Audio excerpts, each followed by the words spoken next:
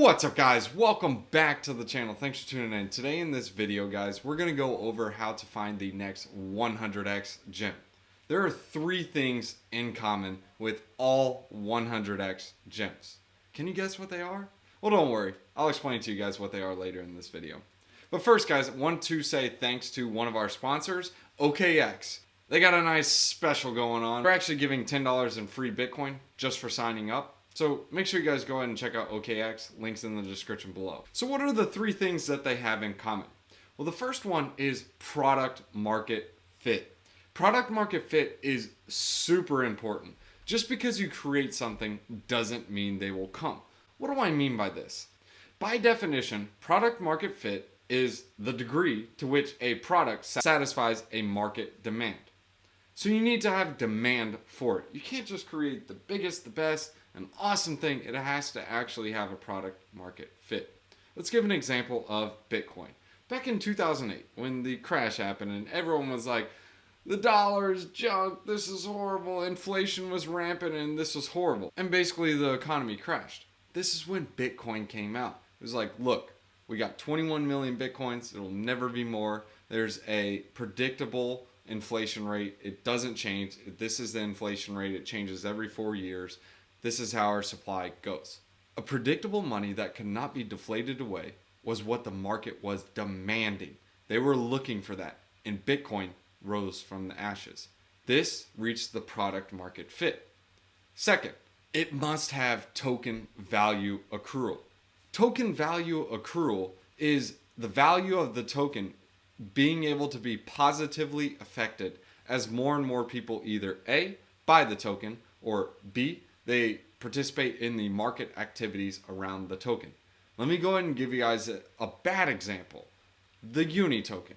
Uni does not have a very good token value accrual mechanism. In fact, it doesn't have any. It's just governance right now.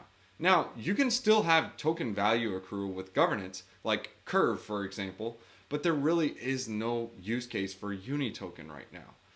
With Uniswap, all of the LP providers, they're getting all of the fees. None of it goes to the Uni token in general. There's no value accrual there. So what's the Uni token for? Well, it's for voting on governance. Well, what do you need voting on governance for if all the pools are permissionless and they just get all the swap fees? That's the point. There is no value accrual to the Uni token.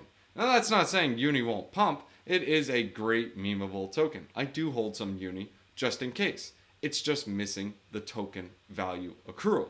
It had a great product market fit. We all needed a DEX. We had a bunch of altcoins that we needed to swap and get, and we needed to be able to provide liquidity in a decentralized way, and with a way where you don't have to raise millions and millions of dollars. That's where Uniswap fit into place. It just didn't have the token value accrual. It also had the catalyst as well. It just missed that second step. So you can have one, two, but if you don't have all three, you don't have that 100x gem. The third one is the catalyst. A catalyst is extremely important for this, and it's due to the fact that just because you have product market fit and you have token value accrual, if you do not have the catalyst, you don't have the full shebang. The catalyst is what kickstarts that flywheel and gets it going. Let's go and give an example of Thorchain. Thorchain reached a product market fit. There was a demand, there was a need. People needed to have a decentralized way of trading native assets, especially native Bitcoin. There's no other way to do this. Now, don't give me that, oh, you can get wrapped Bitcoin on Uniswap. Well, make sure you go ahead and call up BitGo and say, hey, are you guys decentralized or centralized? Oh, wait, there's a central party. Why are you calling them? First thing. Second is they had the token value accrual. How does Thorchain work? Well, in order to deposit into any of these pools or provide liquidity, you must have 50-50 pairs. So if I deposit $1,000 worth of Bitcoin, there has to be $1,000 worth of Rune paired against it. Now, I don't have to give up $1,000 worth of Bitcoin, but someone does, and it pairs against it. If you choose to asymmetrically deposit, as in deposit one asset, it's rebalanced on the other end for you. So whether you do it or not, it's happening. And also, in addition to this, you have the nodes. The nodes, in order for them to validate on the network, they must bond 2 times the value of the pools in Rune. So if there's $1,000 worth of the Bitcoin Rune LP, the nodes have to throw up $2,000 worth of Rune. So it's 2 times the value. That's how you can comprehend that for the nodes. So 2 times the value for the nodes, and then 1 times for the LPs. So that's where you get 3x value. The next is the catalyst. Where was the catalyst for Thorchain?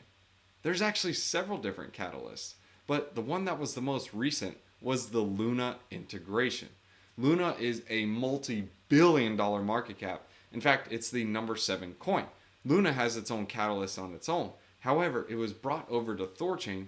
As I mentioned to you, with the billions of dollars that Luna has in market cap, as more people want to provide liquidity on ThorSwap because it provides really, really good APRs, this is your catalyst. You now have a bunch of Luna coming into Thorchain.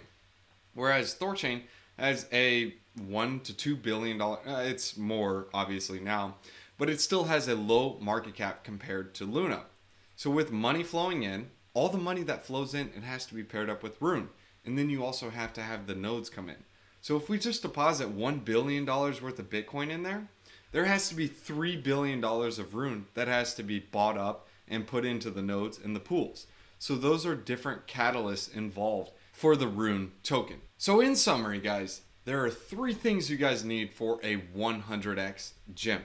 You need product market fit, you need token value accrual, and you need a catalyst.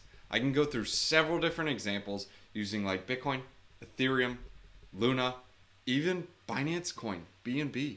I can go over several of these different coins and explain to you guys how they reach these 100x gem statuses. You can look at the charts as well to see how they perform. Thanks for tuning in, guys. I hope you guys enjoyed this video. I will be making more DeFi strategies and other content like this. And if you enjoyed this type of content, make sure you guys give a subscribe to the channel. And if you guys want to join the Discord, there's a link in the description below that will allow you to see what I'm doing in the markets, different strategies, and basically stuff I don't talk about on YouTube. Not just because I don't want to, it's mainly because time and some of them are lower market caps, so they're more risk strategies. But anyways, thanks for tuning in, guys. Hope you guys enjoyed the video. Let's go ahead and hit you guys with a wisdom one-liner. We're in Proverbs chapter 15, verses 3. The eyes of the Lord are everywhere, keeping watch on the wicked and the good. You guys can also catch me on tweeters at rent a home fast, like literally at rent a home fast.